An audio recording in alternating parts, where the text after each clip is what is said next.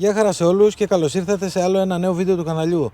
Σήμερα θα παρουσιάσουμε τη νέα εφαρμογή DJI Fly 1.21.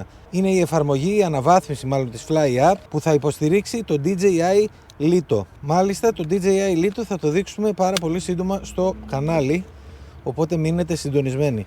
Προς το παρόν αλλάζω μπαταρίες, ετοιμάζομαι για να κάνουμε μια γρήγορη πτήση και να δείξουμε την καινούργια Fly App. Το DJI Mini 5 Pro, με αυτό θα κάνουμε τη δοκιμή σήμερα, είναι κάτω και πάμε να δούμε λίγο μέσα στην εφαρμογή τι γίνεται και αν έχει αλλάξει κάτι. Προφανώς δεν περιμένουμε να έχει αλλάξει κάτι, αλλά καλό είναι να τα κοιτάμε. Καταρχάς κοιτάω τις ρυθμίσεις μου, δεν βλέπω να έχει γίνει κάποια αλλαγή. Break, για να δούμε. Ωραία. Return to home altitude, να βλέπουμε τα ίδια. Maximum 120. Όλα τα υπόλοιπα βλέπω εδώ ότι είναι τα ίδια και δεν έχει αλλάξει κάτι. Μάλιστα δεν περιμένουμε κάποιες αλλαγές. Βλέπω τις ρυθμίσεις μου εγώ εντάχει να δούμε πως έχει αλλάξει κάτι. Δεν περιμένουμε κάποιες αλλαγές παρά μόνο την υποστήριξη της καινούργιας σειράς, θα έλεγα, DJI Lito 1 και Lito X1. Στο κανάλι θα δείξουμε το Lito X1. Το περίμενα σήμερα, δεν ξέρω αν θα έρθει σήμερα, μπορεί να έρθει αύριο, αλλά θα το δείξουμε οπωσδήποτε. Έρχεται βασικά, το έχει ο courier στο χέρι και το φέρνει. Οπότε λίγο υπομονή. Πάμε εντάχει να δείξουμε τα βασικά. Το Mini 5 Pro είναι στον αέρα. Να πω σε αυτό το σημείο ότι, παιδιά, είναι η εποχή, έχει αρχίσει ήδη η διαδικασία με τα κοράκια. Οπότε δεν θα απομακρυνθούμε πολύ και απλά θα δοκιμάσουμε ότι όλα είναι καλά εδώ σε κοντινό πεδίο. Πάμε λοιπόν μία γρήγορα να κάνουμε τα βασικά. Να είμαι κι εγώ. Θα πάμε εκεί. Να δούμε ότι γυρνάει η κάμερα. Μια χαρά. Ότι γυρνάει manual η κάμερα. Μια χαρά. Και αλλάζουμε φωτογραφίες. Και στις φωτογραφίες είμαστε ok. Για να πάμε λίγο πιο πίσω.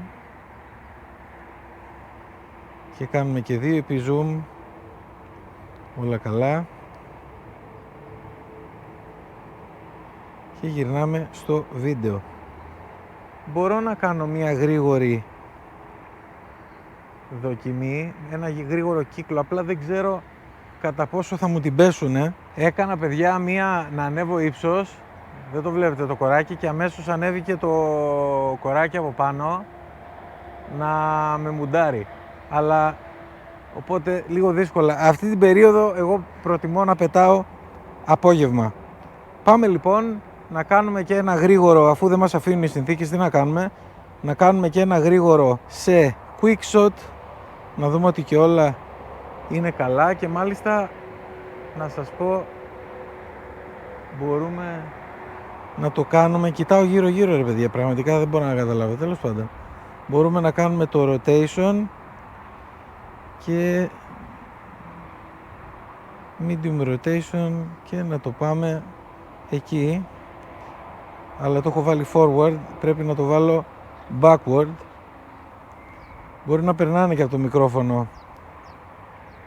Νάτος, ήρθε εδώ από πάνω. Πραγματικά δεν ξέρω καν αν μπορώ να πάω προς τα πίσω, θα το δοκιμάσω να δούμε ότι προχωράει. Έχουν κάνει τις φωλιές τους εκεί πίσω σε κάτι δέντρα.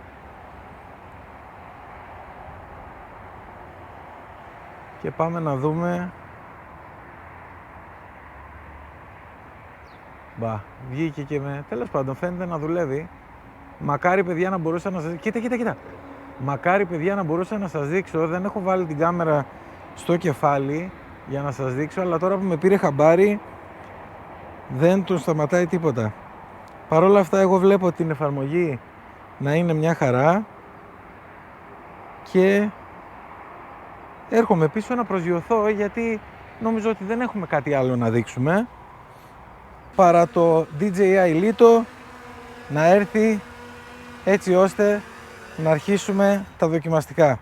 Και θα μου πει κάποιος, ωραία ρε Γιώργο, θα σου έρθει το λιτό. Με τόσα κοράκια που έχει, που θα κάνεις δοκιμαστικά? Θα πάω κάπου απομακρυσμένα, παιδιά, και μακριά από εκεί που έχει φωλιές, για να μπορέσουμε να κάνουμε τις δοκιμές μας. Αλλά τις δοκιμές θα τις κάνουμε και χωρίς κανένα πρόβλημα, απλά πρέπει να είμαι απομακρυσμένα. Εδώ είναι από τώρα μέχρι και τον Ιούνιο σχετικά απαγορευτικά τα πράγματα, γιατί έχει τις φωλιές γύρω-γύρω, και αυτό να το ξέρετε και για τα πουλιά γενικότερα.